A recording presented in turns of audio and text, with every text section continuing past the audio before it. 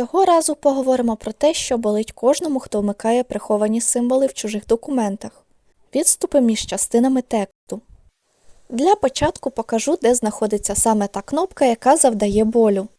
Натискаємо на неї і магічним чином з'являються нутрощі документа. А як нам це допоможе у відступах, зараз побачите.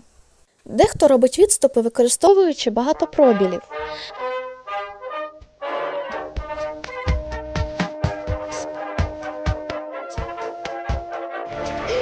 З Сашка починається ломка. А дехто це робить кнопкою табуляції. Рано чи пізно, колись дійде.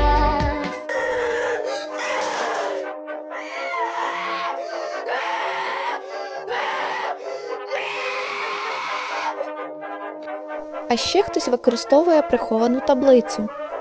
Знаєш, я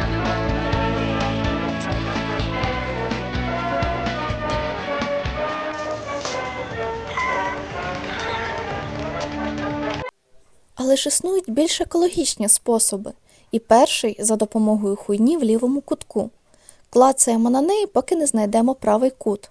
А потім робимо віу по лінійці. Натискаємо один раз кнопку табуляції і маємо гарний відступ.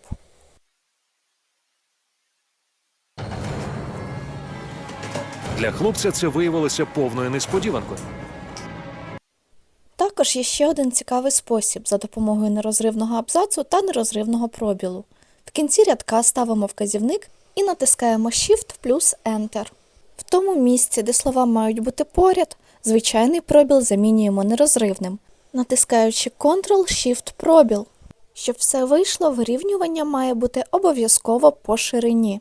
До речі, таке форматування можна використовувати не лише для підписантів.